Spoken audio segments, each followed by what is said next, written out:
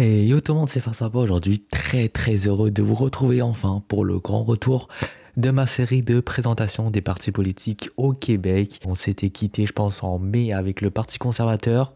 Entre temps bien sûr il y a eu les élections fédérales canadiennes, donc j'ai fait plein de vidéos là-dessus, vous pouvez tous les retrouver sur ma chaîne, mais forcément après j'étais un petit peu dégoûté de la politique, j'avais un petit peu trop parlé de ça je trouve sur ma chaîne. Donc petite pause, mais maintenant on reprend et on va terminer j'espère avant la fin de l'année, parce que pour rappel le but de cette série c'est vraiment de présenter les partis politiques au Québec qui soient plutôt majeurs comme dans le cas de Québec solidaire aujourd'hui, mais aussi les partis beaucoup plus mineurs, beaucoup moins connus. Il y a déjà 6 épisodes sortis à retrouver sur ma chaîne, il y en a plus que 3 autres qui vont sortir par la suite, donc soyez branchés sur ma chaîne. Et aujourd'hui on s'attaque à Québec solidaire. On monte encore une fois 2 niveaux par rapport au parti conservateur de la dernière fois, parce que eux ils font partie des rares partis politiques au Québec finalement qui ont réussi à plusieurs reprises à faire élire des députés dans les élections récentes. Donc vous comprenez que là on entre vraiment dans les gros morceaux. Comme d'habitude, on va commencer avec l'histoire de ce parti. Encore une fois, un parti plutôt récent. Donc c'est en 2002 que l'Union des forces progressistes a été fondée. Donc c'est un parti qui est à la fusion du Rassemblement pour une alternative progressiste, du Parti de la démocratie socialiste et du Parti communiste du Québec, des partis et mouvements politiques plutôt à gauche. En 2004, c'est Françoise David qui lance Option citoyenne, un parti progressiste, féministe, écologiste, souverainiste et altermondialiste. Vous voyez là où je veux en venir. En 2006, ces deux mouvements ont fusionné pour lancer officiellement Québec solidaire, avec plus ou moins les mêmes idéologies défendues par Option citoyenne et l'Union des forces progressistes. En 2007, directement, ils participent à leurs premières élections. Ils arrivent en 5e position avec 3,6% des voix. Ils ne parviennent pas à faire élire aucun député. Mais juste un an après, en 2008, il y a eu des nouvelles élections. Et cette fois-ci, Amir Kadir, dans la circonscription de Mercier, devient le premier député élu de Québec solidaire. Les résultats généraux, par contre, du parti sont pas mal identiques que 2007. 4 ans plus tard, en 2012, c'est Françoise David qui a été élue à Gouin, donc Québec solidaire compte désormais 2 députés et il progresse dans les voix à 6%. En 2014, Manon Massé, 3e député, rejoint ses 2 compères et au niveau des voix, ils sont toujours en progression, mais restent loin derrière les 3 partis majeurs en 2014, donc le PQ, le PLQ et la CAQ. En 2017, nouvelle fusion, cette fois-ci avec le parti Option nationale, qui était une autre formation souverainiste et progressiste, ce qui a pour conséquence, oui bien sûr, de renforcer Québec solidaire encore, mais aussi de renforcer l'aile indépendantiste du parti. En 2018, ça va être une grosse percée électorale pour eux, ils remportent pas moins de 10 sièges, ils sont quasiment à égalité avec le PQ au niveau des voix, notamment ils ont été portés par les nouveaux co-porte-parole, Manon Massé et Gabriel Nadeau-Dubois, qui ont pris la place donc, de Françoise David et Amir Kadir. Entre 2019 et 2023, il y a eu une petite stagnation, on va dire. Aux élections de 2022, ils ont fait à peu près le même résultat qu'aux élections de 2018. Mais entre-temps, ils deviennent la 3e force politique du Québec, juste derrière le PLQ et la CAQ. Pas tant grâce à eux, mais plutôt grâce à la chute du Parti québécois. Mais cette position va être relativement de courte durée, puisque à partir de 2023 et jusqu'à aujourd'hui, le parti rentre un petit peu en crise interne. Il y a une forte baisse dans les sondages pour eux. Il y a eu d'abord le départ de Manon Massé, puis il y a eu l'élection d'Émilie Lessard-Therrien pour la remplacer. Mais coup de théâtre, quelques mois après, elle démissionne.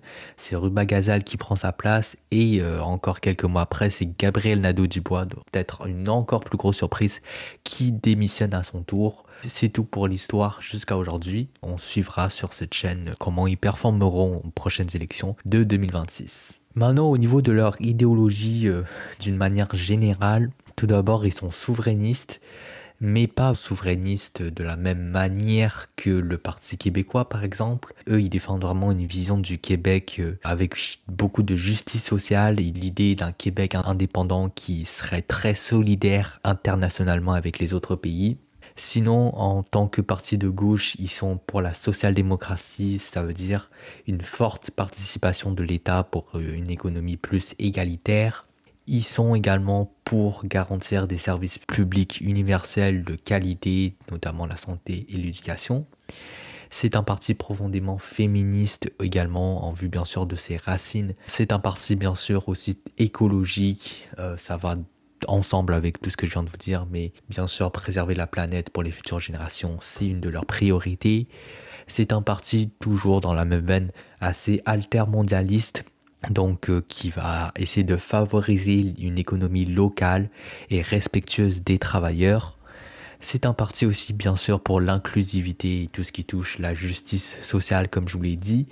Et enfin, c'est un parti pour le pacifisme à la fois à l'échelle locale et internationale. Maintenant au niveau du chef, donc pour Québec solidaire c'est très spécial parce que déjà de 1, il n'y a pas vraiment de chef, les décisions sont prises en caucus et par les instances du parti, mais il y a bien sûr quand même des postes de porte-parole féminins et masculins, donc même ça, même les porte-paroles en soi, il n'y en a pas juste un, il y en a deux.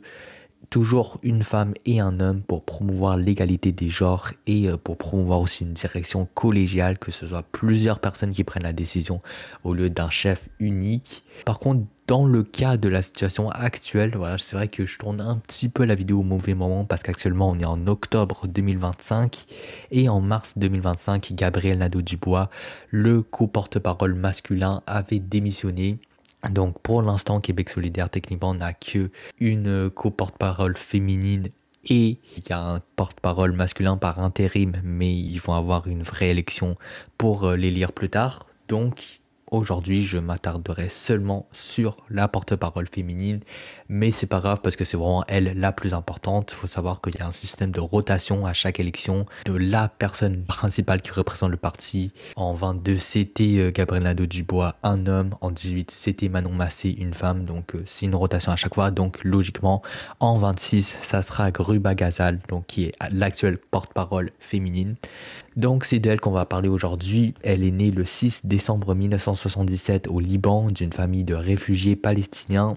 Elle et sa famille immigrent au Québec à 10 ans et elle apprend le français, donc ça va être un peu la base d'une de ses combats politiques, vraiment pour les cours de francisation, vraiment aider les immigrants à apprendre le français. Ensuite, elle va faire un bac en administration à HEC Montréal, puis une maîtrise en environnement et un certificat en santé et sécurité du travail à l'université de Sherbrooke. En 2006, elle est une membre fondatrice de Québec solidaire et participe aux élections de 2007 et 2008 à Laurier-Dorion, mais ne parvient pas à se faire élire. Ensuite, elle va travailler dans la multinationale américaine Owens, Illinois. Et donc en 2018, elle est élue à Mercier avec un score écrasant et succède à Amir Kadir. Donc elle devient officiellement députée pour Québec solidaire. En 2022, elle est réélue sans trop de soucis. En automne 2023, elle perd la course à la chefferie féminine de Québec solidaire. Tenez-vous bien, par 3 voix de différence. Donc vraiment, c'était un drama incroyable. Une course folle entre Émilie Lessard-Therrien et Gruba Ghazal. Finalement, c'est bien sûr Émilie Lessard-Therrien qui a été élue à 3 voix près. Mais comme je vous l'ai dit un petit peu plus tôt, coup de théâtre, 2024, ELT démissionne en avril, Ghazal est élue porte-parole féminine en novembre sans opposition parce que du coup, il n'y avait plus personne à part elle. Et en mars 2025, elle devient chef parlementaire de Québec solidaire à la suite de la démission de Gabriel Nadeau-Dubois. Et comme je vous l'ai dit un peu plus tôt, elle sera vraisemblablement la chef de file de ce parti aux prochaines élections 2026. Maintenant, quelques exemples concrets de ce que voulait ce parti. C'est toujours un petit peu spécial cette section-là parce que je me force pas trop. En 2022, lors des élections, j'avais fait une vidéo complète qui parle de leur plateforme électorale, de leur programme. Donc je vous invite à regarder ça. Et aujourd'hui, dans cette vidéo, je recycle un petit peu les informations, forcément.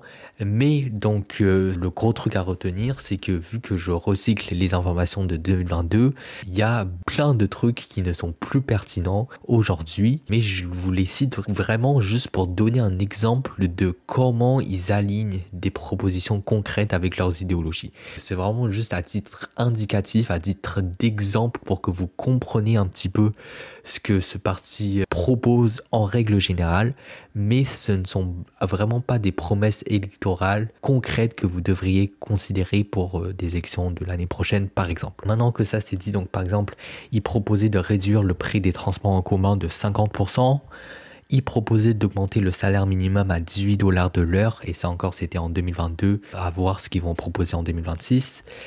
Ils proposaient de passer au scrutin proportionnel mixte compensatoire. Ça, j'en ai extrêmement beaucoup parlé dans ma chaîne déjà. Je vous mets toutes les vidéos en lien dans la description si ça vous intéresse. Ils proposaient un impôt sur les grandes fortunes. Ils proposaient d'augmenter le seuil d'immigration à 80 000 par année, encore une fois en 2022, je rappelle. Ils proposaient d'arrêter progressivement le financement des écoles privées. Il proposait de faire du 30 septembre, donc la journée de la vérité et de la réconciliation, un jour férié pour tous. Il proposait un projet de loi pour encadrer strictement les hausses des loyers. Il voulait également instaurer un bureau spécial de l'Office québécois de la langue française à Montréal. Et enfin, il proposait en 2022, encore une fois, d'hausser de 45% les prestations d'aide sociale. Maintenant, on va aller voir un petit peu les résultats historiques de ce parti. Ça, c'est le tableau Wikipédia. Vraiment de base, vous pouvez voir qu'il y a eu un bond entre 2008 et 2012 et surtout un bond entre 2014 et 2018. Donc ça s'est fait par étapes, petit à petit. En 2003, donc ça, je vous montre la première élection de l'Union des forces progressistes, donc un des ancêtres de Québec solidaire. En 2006, je vous montre parce qu'en fait, c'était la première élection officiellement auquel le parti a participé. C'était une élection partielle, c'était Manon Massé qui les a représentés. Elle n'a pas gagné, mais pour une première élection partielle comme ça, c'est quand même un score respectable. 2007, comme j'ai dit, premières élections générales. 2008, il monte à la 4e place. 2012, à noter la présence d'Option nationale en 2012 qui est certes loin derrière mais quand même un petit 80 000 voix qui se rapproche de 2% et je pense que c'est à peu près le meilleur exemple pour vous montrer le rapport de force entre Québec solidaire et Option nationale à l'époque avant qu'ils fusionnent. 2014 pareil, 2018 comme je vous l'ai dit le gros bond électoral, 2022 où vous pouvez voir notamment que en termes de pourcentage de vote, ils étaient arrivés vraiment deuxième derrière la CAQ, mais devant le PLQ et le PQ et les conservateurs aussi. Mais en termes de députés, ils sont arrivés troisième et donc actuellement, ils sont troisième en termes de députés à l'Assemblée nationale. Donc voilà les amis, c'est la fin de cette vidéo, j'espère que vous aura plu. Si c'est le cas, comme je vous l'ai dit en début de vidéo, vous pouvez voir déjà les 6 vidéos déjà sorties sur les conservateurs, le Parti vert, le Parti canadien, le Climat Québec, Bloc Montréal et Démocratie directe. Tout ça c'est déjà sorti depuis un petit moment d'ailleurs. Et restez branchés sur ma chaîne parce que ça arrive très très vite. Comme je vous l'ai dit au tout début, cette série de vidéos c'est vraiment de m'attarder aux partis politiques et non pas aux élections. Donc vu que 2026 c'est dans à peu près un an, j'aimerais terminer cette série le plus vite possible pour que ça ait le temps de refroidir un peu et que quand ça sera vraiment les élections, on reparte sur une nouvelle série où cette fois-ci je présenterai vraiment leurs propositions, leurs promesses électorales de façon très concrète. Là c'est plus le parti en général. Donc voilà, nous on se dit à très bientôt pour de nouvelles vidéos. Salut tout le monde, c'était Farstrappa, à plus à la prochaine. Allez, ciao!